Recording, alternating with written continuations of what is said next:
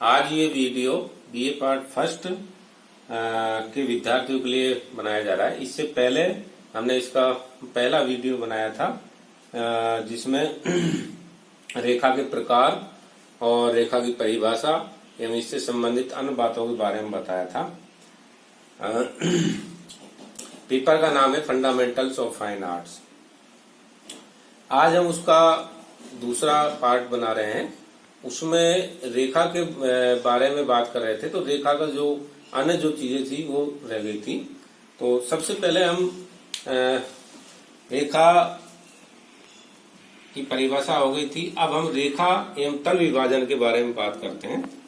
रेखा एवं तल विभाजन, सबसे पहला रेखा चित्र में आकार धारण करती है और चित्र भूमि को विभक्त कर एक प्रकार की व्यवस्था प्रस्तुत करती है।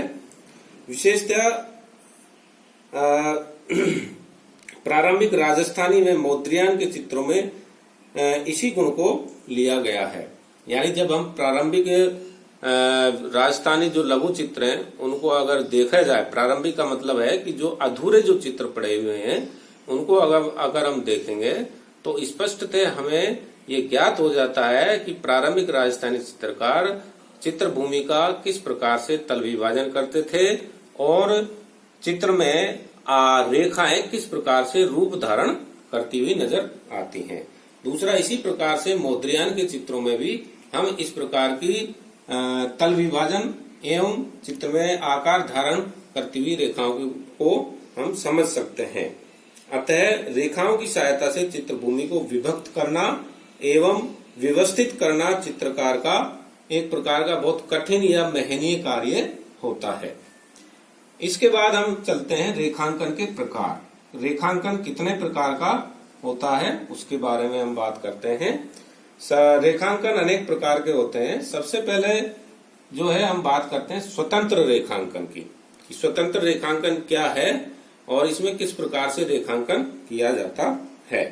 स्वतंत्र रेखांकन, इसमें पहली क्रिया किसी वस्तु को देखने की होती है। यानी सबसे पहले हम किसी वस्तु को देखते हैं, तत्पश्चात उस वस्तु का हमारे मस्तिष्क पर किस प्रकार का प्रभाव पड़ता है और उस प्रभाव स्वरूप हमारे अंदर जो सृजनात्मक शक्ति है उसको हम उतारने का प्रयास करते हैं। यानी अंतर मन से उस चीज की जो रूप की जो फॉर्म्स हैं वो निकल के आती हैं। इसलिए इसको हम स्वतंत्र रेखांकन कहते हैं। यानी किसी वस्तु को देखा और फिर मस्तिष्क पे जो प्रभाव पड़ा उस प्रभाव को या अंतर मन से जो चीज निकल के आ रही है उसको हम उतारने का प्रयास करते हैं। ये स्वतंत्र रेखांकन है। उसके पश्चात हम बात करते हैं स्मृति रेखांकन की। स्मृति रेखांकन में सबसे पहले हम पूर्व परिचित रूप को, यानी वह रूप हम पहले देख चुके होते हैं और वह रूप हमारी स्मृति में रहता है। फिर उस स्मृति के आधार से हम हूबहू उसका रेखांकन करते हैं। ये स्मृति रेखांकन के अंतर्गत आता है। इसमें जो देखा हुआ रूप है उसको यथावत हम चित्रित करते हैं। प्राचीन भारतीय ग्रंथों में ऐसे कितने ही वर्णन हमें उपलब्ध होते हैं। जैसे महाभारत में उषा की सखी चित्रलेखा उसके स्वप्न दृष्टा का हूबहू चित्र बना देती है। इस प्रकार के उदाहरण हमें भारतीय कथानकों में देखने को मिलते हैं। अब है अगला जो है वो प्रकार है वो है प्रतिरूपात्मक रेखांकन। प्रतिरूपात्मक रेखांकन, इसमें हम जैसा देखते हैं वैसा ही बनाने का प्रयास करते हैं। ये रेखांकन दृष्टांत चित्रों में विशेष उपयोगी है। रेखाओं की सूक्ष्मता से छाया, प्रकाश तथा क्षय वृद्धि का प्रभाव दिखाया जा सकता है। यानी प्रतिरूपात्मक रेखांकन में जैसा हम देखते हैं वैसा ही इसमें बनाने का प्रयास करते हैं। ये प्रतिरूपात्मक रेखांकन के अंतर्गत आता है। अब है चौथा है यांत्रिक रेखांकन। यांत्रिक रेखांकन, इस प्रकार के रेखांकन में यंत्रों की सहायता से नपी तुली रेखाओं का रेखांकन किया जाता है। यानी इसमें जो फॉर्म्स हम बनाते हैं उसमें नपी तुली रेखाएं होती हैं और कई प्रकार के यंत्रों की हम सहायता इसमें लेते हैं, इसलिए इसको यांत्रिक रेखांकन भी कहा जाता है। इसका कलात्मक प्रभाव कम होता है, और क्योंकि इसमें सृजनात्मकता बहुत कम होती है। इनका प्रयोग केवल रूप के निर्माण में सहायता लेना होता है। अगला जो प्रकार है वो है सीमांत रेखांकन। सीमांत रेखांकन में हम देखते हैं कि प्रकृति में अथवा वस्तु में अपनी कोई रेखा नहीं होती। प्रकृति में या वस्तु में अपनी कोई रेखा नहीं होती, बल्कि छाया एवं प्रकाश के माध्यम से स्वतः ही रेखा का नियमन हो जाता है। यानी छाया और प्रकाश ऐसे जो दो बिंदु हैं, इनकी वजह से ही हमें प्रकृति में एक प्रकार की छाया, एक प्रकार की रेखा दिखाई देती है, जबकि वास्तव में उनमें किसी प्रकार का रेखांकन नहीं होता। इस प्रकार की रेखाओं को हम सीमांत रेखांकन कहते हैं। लेकिन ये केवल आकार बोधक रेखाएं होती हैं। इस प्रकार के रेखांकन में वर्ण व पोत और तत्वों की ओर ध्यान नहीं देना चाहिए। यानी इसमें स्वाभाविकता से वो रेखाएं आ जाती हैं। प्रकृति अपने आप में कोई रेखाओं में अपने आप को आबद्ध नहीं करती, वो उसमें स्वतः ही हमें रेखांकन का प्रभाव दिखाई देता है, और वो सिर्फ जो प्रभाव दिखाई देता है वो छाया एवं प्रकाश के माध्यम से दिखाई देता है। अब है सांकेतिक रेखांकन। ये छठा प्रकार रेखांकन होता है, रेखांकन का होता है। सांकेतिक प्रभाव में ये प्रत्यक्ष चित्रण की एक विद्या है। यानी प्रत्यक्ष चित्रण की यह एक प्रकार की विधा है। चित्रभूमि पर अंतराल एवं वस्तु के आयतन को जानने मात्र के लिए, यानी चित्रभूमि पर अंतराल यानी उसका स्पेस कैसा है, एवं वस्तु के आयतन को जानने मात्र के लिए इस अंकन पद्धति का सहारा लिया जाता है, और इस प्रयास से सक्रिय एवं सहायक अंतराल का ज्ञान होता है। अगला है प्रकृति रेखांकन। प्रकृति रेखांकन जिसको हम नेचर ड्राइंग भी बोलते हैं, यानी प्रकृति रेखांकन, इसके अंतर्गत पुष्प, पत्र तथा फल आदि की विशेषता रूप से अंकन किया जाता है। यानी प्रकृति की चीजें आ जाती हैं, फल फूल वगैरह, ये सारी चीजें प्रकृति रेखांकन में आती हैं। प्रकृति से संबंधित सारी चीजों को हम इसमें रेखांकन करते हैं। इसके द्वारा प्रकृति प्रदत्त रेखाओं एवं आकारों का भी अध्ययन करते हैं हम। प्रकृति प्रदत्त रेखाओं और आकारों का भी इसके अंतर्गत हम अध्ययन करते हैं। आठवां जो प्रकार है वो है वस्तु रेखांकन, जिसको हमें ऑब्जेक्ट ड्राइंग भी बोलते हैं। यानी किस प्रकार के एक जगह हम किसी भी जगह और अच्छे वातावरण में किन्हीं वस्तुओं को रखते हैं, और वस्तुओं के एक समूह को सम्मुख रखकर उसमें से कुछ वस्तुओं का संयोजन कर लेते हैं, और संयोजन करने के पश्चात उनकी दूरी रेखा की सहायता से हम अभिव्यक्त करते हैं। यानी उन वस्तुओं के बीच में और दूसरी वस्तु के बीच में कितने प्रकार की वस्तु रेखांकन हम बात कर रहे थे। तो वस्तु रेखांकन में हमने सबसे पहले किन्हीं वस्तुओं को सामने रख लिया। सामने रखने के पश्चात हम उनमें से एक संयोजन का निर्माण करते हैं, यानी कि किन्हीं वस्तुओं को छोड़ देते हैं, किन्हीं वस्तुओं को हम चित्र बनाते हैं। इस प्रकार एक संयोजन बनाते हैं। उस संयोजन में हम ये देखते हैं कि किन वस्तुओं के आपस में दूरी कितनी है, ऊंचाई कितनी, ये सारी हम रेखा के माध्यम से इस दूरी का आभास करते हैं। तो इस प्रकार से हम वस्तु रेखांकन करते हैं, और जो वस्तु पास होती है उसका रेखांकन गहरा और क्रम से पीछे वाली वस्तुओं का अंकन हल्का होता जाता है, और यह अध्ययन वस्तुओं में स्वरूप परिवर्तन लाने में सहायक होता है। यानी वस्तुओं के रेखांकन करते समय हमें कई सारी चीजें ध्यान में रखनी होती हैं। एक तो रेखा से हम वस्तुओं की दूरी नापने का अभ्यास करते हैं, यानी कौन सी वस्तु कितनी दूरी पर है।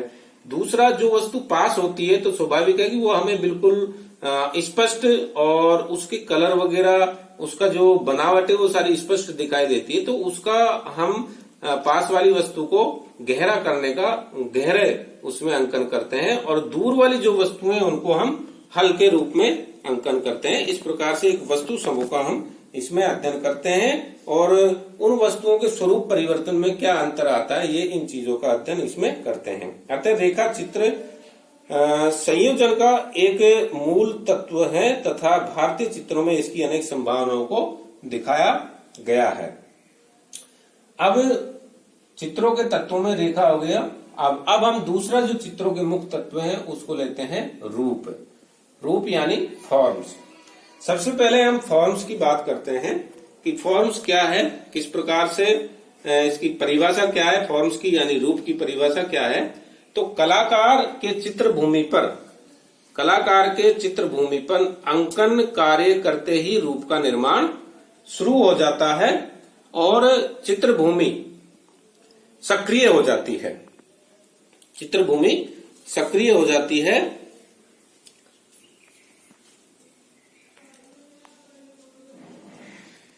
रूप का हमने देखा कि किस प्रकार से कलाकार चित्रभूमि पर अंकन कार्य करते ही चित्रभूमि सक्रिय हो जाती है और सक्रिय होने के पश्चात वो अनेक सक्रिय और सहायक अंतरालों में विभक्त हो जाती है। तो भारतीय चित्रकला में भी सबसे ज्यादा महत्व रूप के निर्माण पर दिया गया है। जैसे कि हम बात करें प्राचीन ग्रंथों की, तो उसमें यशोधर की जयमंगला की टीका में भी रूप पर विशेष ध्यान दिया है। अब रूप की परिभाषा। रूप वह क्षेत्र या स्थान या स्पेस है, वह क्षेत्र या स्थान जिसको हम स्पेस बोलते हैं, जिसका अपना निश्चित आकार यानी उसका एक निश्चित आकार होता है तथा वर्ण होता है। वर्ण यानी रंग होता है। साधारणतया वस्तु की आकृति को ही रूप कहते हैं। यानी हमें ज्यादा सोचने की आवश्यकता नहीं, साधारणतः जो वस्तु की आकृति होती है उसी को हम रूप कहते हैं। इसको यदि और स्पष्ट करें तो रूप किसी भी पदार्थ का चित्रभूमि पर प्रथम दृश्य प्रत्यक्षीकरण है। यानी इसको और स्पष्ट करें तो रूप किसी भी पदार्थ का चित्रभूमि पर प्रथम दृश्य प्रत्यक्षीकरण है। यानी सबसे पहले जब अपन रूप किसी वस्तु को देखते हैं तो उस रूप की चित्रभूमि पर प्रत्यक्ष दृश्य प्रत्यक्षीकरण होता है। यानी वो कैसा दिख रहा है वो हम एक देख के और ऑब्जर्व कर लेते हैं और उसको फिर चित्रभूमि पर उतारने का प्रयास करते हैं। तो ये रूप की ये परिभाषा है। इसको और क्लियर करें तो FORM, फॉर्म, F से मतलब होता है फर्स्ट, ऑर्गेनिक, O से मतलब है ऑर्गेनिक और R से रेगुलेशन ऑफ मैटर। यानी यह प्रत्यक्षीकरण वस्तुगत भी हो सकता है और कल्पनाजन्य भी हो सकता है। यानी यह व्यक्तिगत भी हो सकता है, यानी जो चीज देखी गई है उसी को हम उसको चित्रभूमि पर उतारें, या फिर वो कल्पनाजन्य भी हो सकता है, यानी हम उसकी अलग तरीके से उसकी कल्पना करके उस फॉर्म का निर्माण भी कर सकते हैं, या उसको कलाकार अपने हिसाब से उस फॉर्म्स का निर्माण करता है। ये रूप की परिभाषा है। अब आगे हम बढ़ते हैं तो रूप का वर्गीकरण दो प्रकार से किया जाता है। एक तो नियमित और दूसरा है अनियमित। नियमित यानी सम्मित जिसको हम सिमेट्रिकल बोलते हैं, और अनियमित यानी असम्मित जिसको असिमेट्रिकल कहते हैं। कुछ विद्वानों ने रूप को ज्यामितीय जिसको सूक्ष्म बोलते हैं, अलंकारिक, सूक्ष्म प्लस यथार्थ, यानी इसमें सूक्ष्म और यथार्थ दोनों चीजों का मिश्रण हो जाता है। ज्यामितीय का भी इसमें हो जाता है और यथार्थ का भी इसमें हो जाता है। और कुछ विद्वानों ने प्राकृतिक, यथार्थ आदि श्रेणियों में इसको विभाजित किया है। यानी रूप को कई प्रकार की श्रेणियों में विभाजित किया है, लेकिन मोटे तौर से अब हम बात करें तो इसकी दो ही श्रेणियां लगभग विद्वानों ने मानी है, एक तो नियमित और एक अनियमित। अब नियमित और अनियमित की बात करें तो नियमित सम्मित आकार, नियमित या सम्मित आकार उस रूप का अर्ध भाग शेष का ही विलोम होते हैं। यानी जो सम्मित, जो सिमेट्रिकल है, वो इस प्रकार के होते हैं, अगर उसको बीच में से अलग किया जाए तो वो दूसरे भाग का ही सिमिलर होते हैं, सेम होते हैं, जिसके अंतर्गत हम गिन सकते हैं जैसे घन है, वृत्त है, आयत है, गिलास है आदि। नियमित आकारों में एक रसता तथा बौद्धिक सृजनता कम होती है, क्योंकि उसमें इतना अटपटापन या इस प्रकार की उसमें बुनावट नहीं होती, वो पहले भाग का ही सिमिलर दूसरा पार्ट होता है, इसलिए उसमें सृजनात्मकता या बौद्धिकता का हमें एहसास कम होता है। दूसरा, अनियमित की बात करें, एसिमेट्रिकल, तो एसिमेट्रिकल जो फॉर्म्स होती हैं वो अर्ध भाग या शेष भाग का एक जैसा यानी वैसा ही नहीं होती, उनमें परिवर्तन होता है। इसमें या फिर मिलता जुलता होता है लेकिन चेंजेस अवश्य होते हैं, इसलिए इनको एसिमेट्रिकल फॉर्म्स में रखा जाता है। तो ऐसे अगर रूपों की हम बात करें तो इसमें विषम कोण है, चतुर्भुज है, त्रिभुज है, केटली है, इस प्रकार की फॉर्म्स आती हैं। अतः चित्र भूमि का संतुलन करना कुछ कठिन हो जाता है। यानी जब इस प्रकार की एसिमेट्रिकल फॉर्म्स को चित्र भूमि पर हम उतारने का प्रयास करते हैं तो उनको चित्र भूमि में किस प्रकार से संयोजित करें, ये बहुत बड़ी चित्रकार के लिए चुनौती होती है। और उस चुनौती में अगर जो कलाकार सफल होता है तो वो अच्छी कलाकृति का निर्माण कर पाता है। लेकिन दूसरी तरफ ये एसिमेट्रिकल फॉर्म्स बहुत ही रुचिकर होती हैं, इनमें सृजनात्मक एवं बौद्धिक क्षमता अधिक होती है और ये अधिक सौंदर्य के नजदीक होती हैं। कुछ विद्वानों ने इन रूपों को ज्यामितीय यानी सूक्ष्म, अलंकारिक सूक्ष्म प्लस यथार्थ, प्राकृतिक यथार्थ और अन्य श्रेणियों में विभाजित किया है। चित्रकार रूप सृजन करता है, वह अदृश्य कल्पना को चित्र तल पर रूप दृश्य प्रदान कर अपनी संवेदनाओं को व्यक्त या जीवित करता है। यानी रूप को हमने देख लिया कि रूप ही एक ऐसा माध्यम है जिसमें चित्रकार अपनी कल्पनाओं को, अपनी संवेदनाओं को साकार रूप देने के लिए उसको फॉर्म्स प्रदान करता है। अब वो फॉर्म्स ज्यामितीय भी हो सकती हैं या फिर सूक्ष्म हो सकती हैं। इस प्रकार से विद्वानों ने रूप को देखा है। अब बात करें रूप के प्रभाव की, तो रूप के प्रभाव, उनके जो फॉर्म्स होती है उनके अलग अलग प्रभाव होते हैं। सबसे पहले बात करें तो आयताकार फॉर्म्स। आयताकार फॉर्म्स का अगर हम निर्माण करते हैं तो चित्र भूमि पर, तो इस प्रकार की जो फॉर्म्स है आयताकार, उनसे शाश्वतता, शक्ति, स्थायित्व तथा एकता, शक्ति, स्थायित्व तथा एकता जैसे भाव आयताकार रूप में हमें दिखाई देते हैं। यानी जब हम चित्र भूमि पर या किसी चित्र में आयताकार फॉर्म्स का यूज करते हैं तो उन फॉर्म्स में हमें शक्ति, स्थायित्व तथा एकता के भाव नजर आते हैं। दूसरा लेते हैं त्रिभुजाकार। त्रिभुजाकार आकृतियों से या रूप से शाश्वतता, सुरक्षा तथा विकास का आभास या उनसे एक प्रकार का ज्ञान हमें प्राप्त होता है। यानी इस प्रकार की फॉर्म्स यूज करेंगे तो हमें इस प्रकार की प्रभाव चित्र में नजर आएंगे। तीसरा है विलोम त्रिभुजाकार। विलोम त्रिभुजाकार जैसी फॉर्म्स को अगर हम काम में ले रहे हैं तो लिप्तता तथा अशांति के भाव हमारे चित्र कलाकृति में दिखाई देंगे।